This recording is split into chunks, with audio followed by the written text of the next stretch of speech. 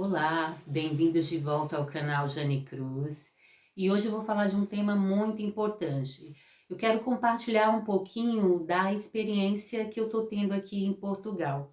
E para isso hoje eu vou abordar um tema que é cuidados domiciliares, Brasil versus Portugal. Vou comparar um pouquinho para vocês como que é o sistema de saúde, o que que tem de parecido, o que que tem de diferente em ambos os países falando em cuidados domiciliares. Então já tem muitos estudos aí que trazem, né, essa perspectiva do sistema de cuidados aí voltados para o idoso. E aí, para a gente fazer uma abordagem mais comparativa, eu vou trazer um pouquinho das políticas públicas, trazer um pouquinho das ofertas de serviços privados para entender um pouquinho como que funciona em cada país, trazer o olhar sobre a capacitação destes profissionais, falando aí dos cuidadores de idosos. É importante também perceber as diferenças culturais e, portanto, também entender o papel familiar dentro do contexto do cuidado. Então, na perspectiva desse vídeo aí, eu vou trabalhar esse comparativo. Então, vamos entender um pouquinho sobre as políticas públicas de assistências domiciliares. Então, quando eu falo, por exemplo, no Brasil, nós temos o Sistema Único de Saúde, e o Sistema Único de Saúde, ele traz o quê? A atenção domiciliar, e aí ele vai incluir cuidados paliativos, bem como ele vai incluir o programa de humanização aí no SUS, né, que é o PHC, e automaticamente ele busca o quê? Garantir uma atenção integral à pessoa idosa, voltado aí com objetivo, com foco aí na qualidade de vida. Quando a gente vem para a política pública aqui de Portugal, a gente tem, por exemplo, o Serviço Nacional de Saúde, que eles chamam aqui SNS. Esse programa ele vai fornecer cuidados domiciliares, ou seja, serviços domiciliares, como programa de cuidados paliativos, programa de apoio domiciliar. Claro que aqui o que se percebe é mais o serviço privado, quando eu falo do modelo domiciliar. Mas no sistema há essa perspectiva de atendimento aí de cuidado domiciliar. Então tem equipes que vão fazer visitas domiciliares, como é parecido no nosso sistema único aí, quando eu falo do programa Saúde da Família. Apoio domiciliar, e aí o que ele visa? Oferecer programas específicos aí, voltados para a pessoa idosa, para esse público específico, e apoios aí, programas de apoio para o idoso, que aí eles também classificam como é o modelo que nós temos no Brasil, que é o PAI, Programa de Acompanhamento do Idoso. Aqui eles chamam Programa de Apoio para o Idoso, e lá no Brasil nós chamamos Programa de Acompanhamento para o Idoso. O que se percebe aqui dentro deste contexto das políticas públicas é que ambos os países, eles visam atender às necessidades dos idosos, né, desse público, desse grupo que está envelhecendo aí de forma mais, vamos falar assim, progressiva. E aí nós também temos um perfil de pessoas que desejam permanecer em casa, envelhecer em casa. Então, nessa perspectiva, ambos os países têm caminhado para essa proposta aí do suporte domiciliar. Claro que nós, em ambos os países, se notam que ainda está aquém das necessidades, ou seja, ainda falta muito para atender principalmente os grupos de maior vulnerabilidade, aquelas famílias, aqueles núcleos familiares que estão envelhecendo e que não têm um poder aquisitivo. Então, ainda é necessário melhorar as políticas públicas aí para que atenda de fato as pessoas em menor condição ou menos favorecida aí economicamente. E com isso se espera uma abrangência dessas políticas, né? Porque uma vez que essas políticas públicas elas são abrangentes, ela vai conseguir contemplar esse público, né? Mais vulnerável, com menor poder aquisitivo, com menor poder econômico. Aí, observando um pouquinho também nessa perspectiva de ambos os países, falando aí da oferta de serviços privados. Então, vamos pensar aí nos modelos, por exemplo, aí no Brasil nós temos os home cares, as cooperativas, as empresas que prestam cuidados aí, que dão suporte para as famílias e dentro do núcleo domiciliar. Então, quando eu falo desses modelos, são modelos diferentes. Por exemplo, home care, eu tenho uma estrutura, eu posso ter uma estrutura hospitalar dentro do ambiente domiciliar.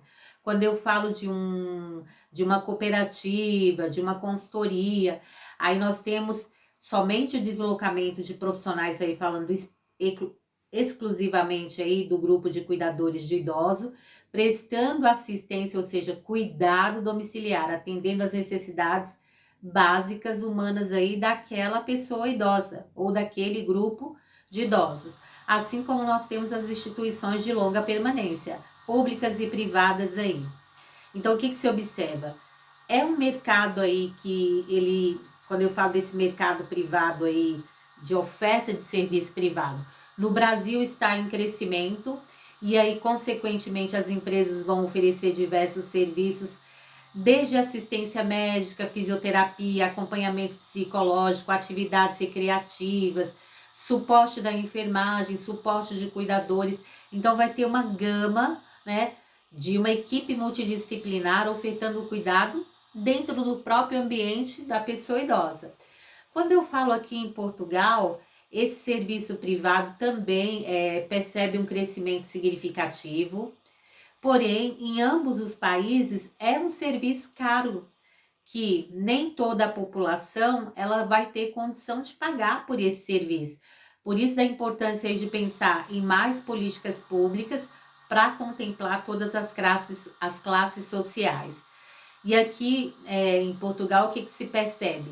Empresas oferecem serviços que são semelhantes aos do Brasil, né? Quando eu falo da equipe multidisciplinar. E aí também vai incluir serviços de apoio e atividades diárias. Uma particularidade que tem aqui é que dentro desse serviço privado também eles ofertam a parte de cuidados domiciliares. Então tem profissionais que são contratados para fazer serviços domésticos, como cozinhar, pequenas tarefas. Então tem essa particularidade. Então aqui pode ter o conceito de ajudante familiar, que não é o cuidador. O ajudante familiar, ele vai lá para acompanhar o idoso, mas a principal atribuição dele é fazer as tarefas domésticas. Porque o que se entende em ambos os serviços, tanto no Brasil quanto em Portugal, que o cuidado é diferente das tarefas domésticas. Quando eu falo em cuidado, é cuidar das necessidades básicas humanas. Dar banho, alimentar, ofertar o medicamento, dar suporte, fazer o acompanhamento em consultas, em fisioterapia, entre outras demandas aí que a pessoa idosa possa ter.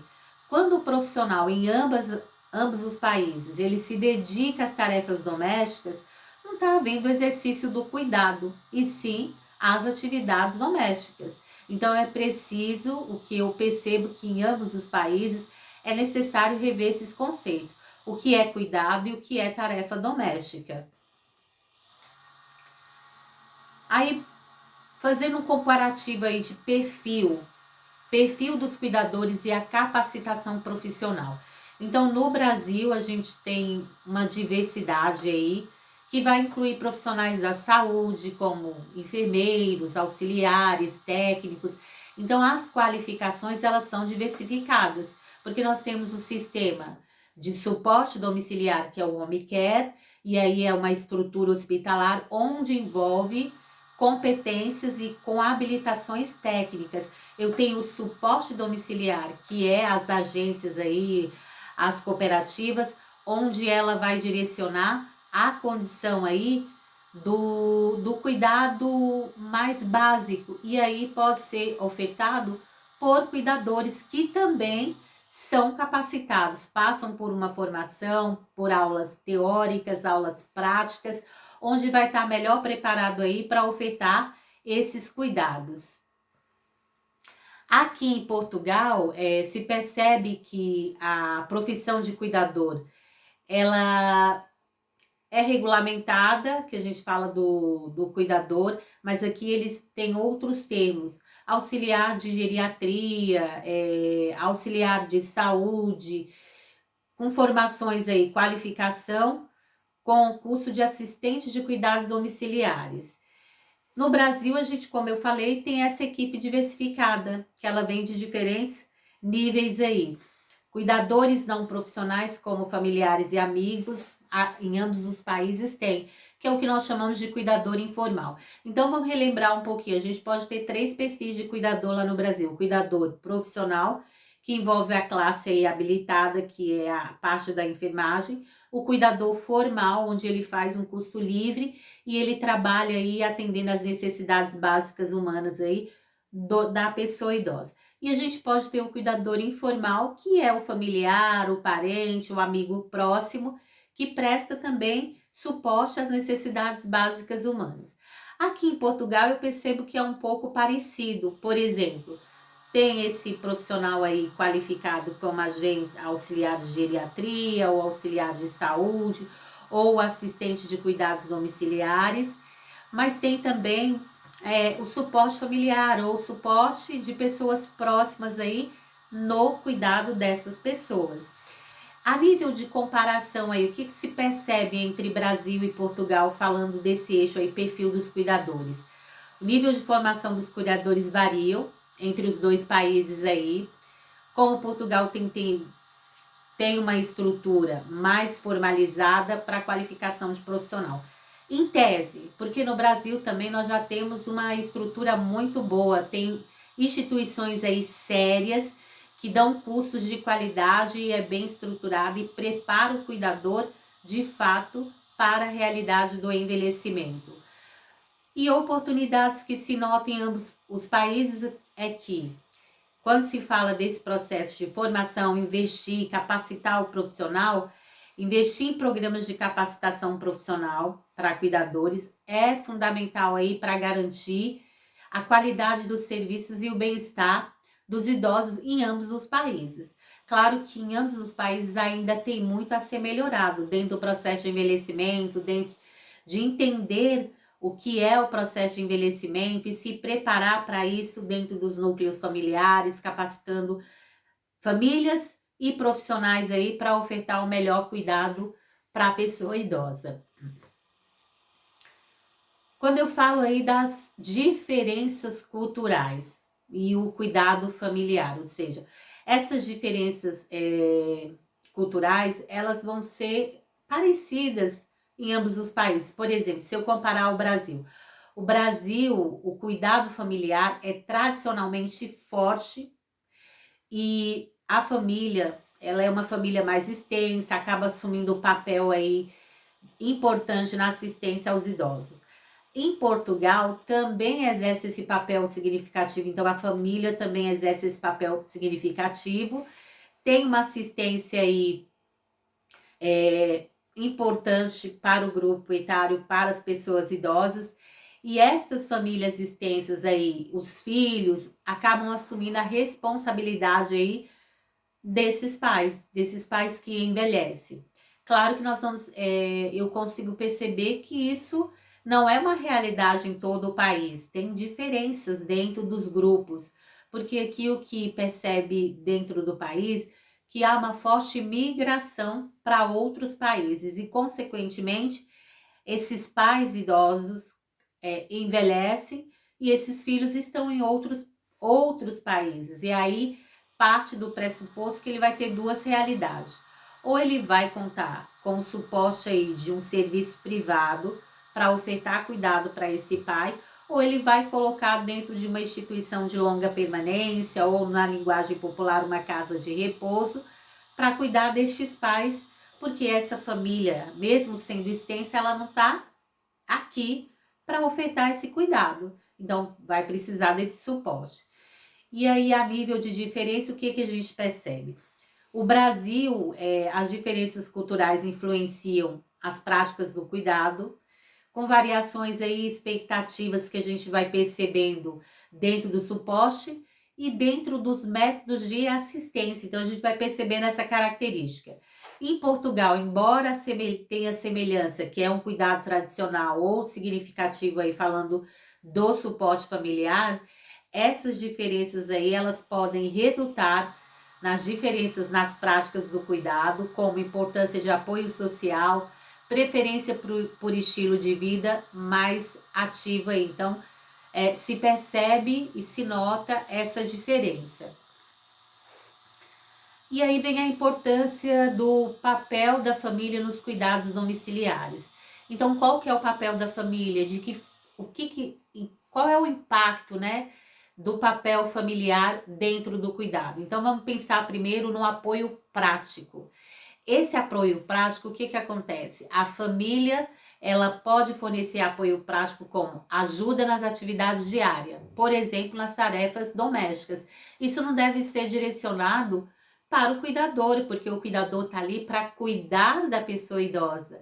E quando ele deixa de cuidar para fazer este papel, isso implica na qualidade de vida e na melhora da prestação de serviço aí para estes idosos.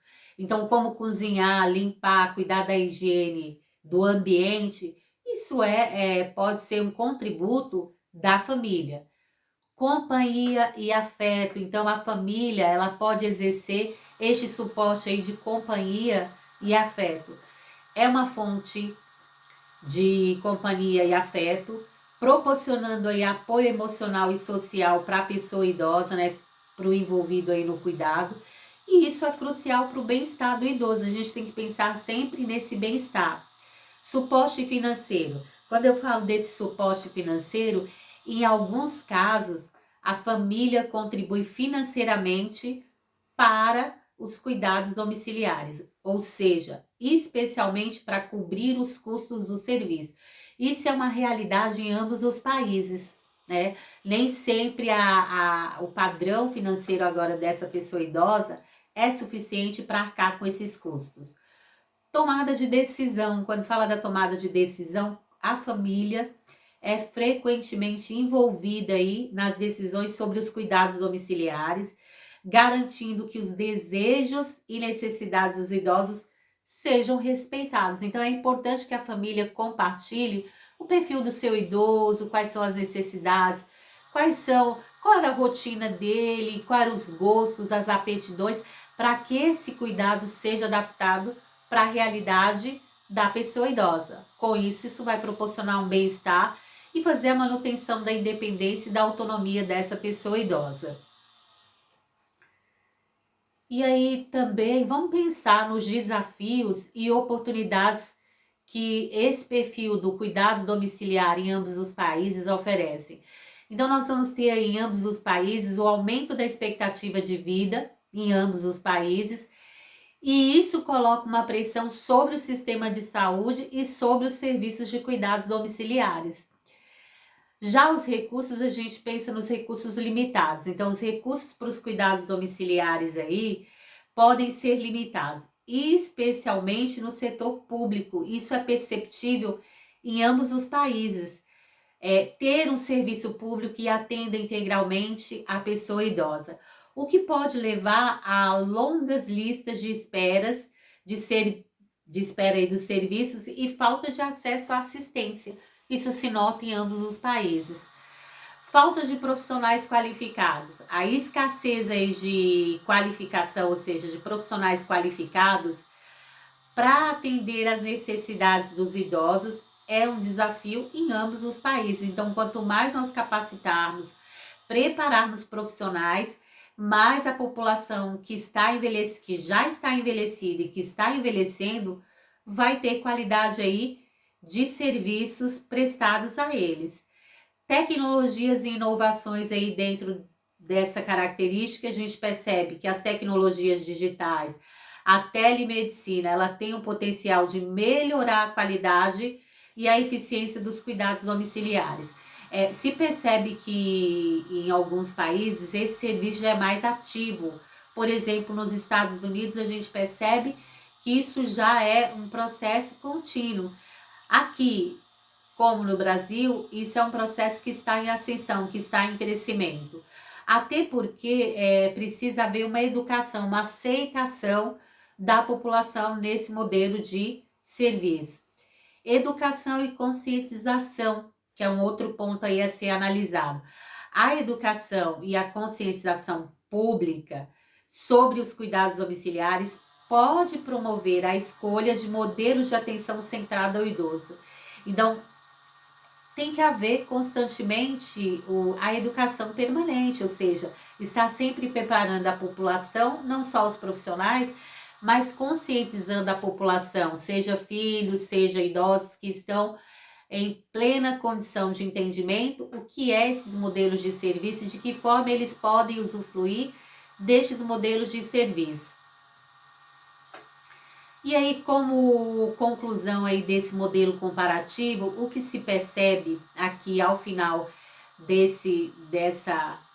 dessa discussão comparativa é que uma opção, os cuidados domiciliares são uma opção para o idoso que deseja permanecer em casa, isso é fato, isso já é algo que está definido, embora existam desafios. Quando a gente fala do desafio do cuidado dentro do ambiente domiciliar, tem os desafios.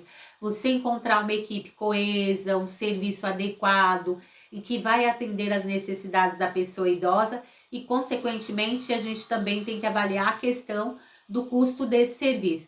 Então, os países aí têm políticas públicas e serviços privados que apoiam esse modelo de atenção. A família vai desempenhar um papel importante e fundamental nesses modelos de serviço. E a capacitação aí, eu não posso deixar de lado a capacitação destes profissionais aí na utilização de tecnologias inovadoras para auxiliar aí como suporte complementar para o cuidado. E isso vai impactar no quê? Na melhora da qualidade dos serviços e garantir o bem-estar aí da pessoa idosa, desses idosos aí que estão recebendo esse suporte. Então, o que se percebe é que em ambos os países é necessário maiores investimentos e um melhor serviço aí, ou seja, estruturar melhor os serviços públicos, porque para aqueles que não têm condição econômica, está numa condição de vulnerabilidade, a gente tem o serviço público para ofertar. E para aqueles que têm condição e um melhor poder aquisitivo, tem o serviço privado, que pode cobrir o que o público é entender aquele princípio, que a gente fala lá no Brasil. Universalidade, integralidade e resolutividade. Então, universal é que toda e qualquer pessoa idosa ela tem direito a acessar os serviços públicos. Integralidade em todas as suas demandas, em todas as suas necessidades. Agora, quando eu falo da resolutividade, a resolutividade eu vou equilibrar a balança. Eu vou levar o serviço público naquele ambiente onde é menos favorecido e que ela não tem acesso aos serviços privados. E aí eu equiparo a balança. Então, o que se percebe é que é um processo que está em construção, em melhoria em ambos os países, mas nós ainda estamos aquém, Precisamos melhorar muito para que os nossos idosos e nós que viemos atrás aí, estamos caminhando para o envelhecimento, também possamos fazer uso de serviços adequados aí que dê suportes às necessidades aí dentro do processo de envelhecimento. Agradeço a todos aí que me assistiram até o final. Peço que compartilhem, que sigam e que passem para outras pessoas aí que estão vivendo, estão passando por esse cenário do cuidado domiciliar e que precisem desse esclarecimento. Assim também o YouTube vai reconhecer que esse conteúdo ele é relevante e eu vou continuar aí. Vocês vão continuar valorizando o meu trabalho, me incentivando aí para crescer cada vez mais aí o nosso canal. Aguardo vocês até o próximo vídeo.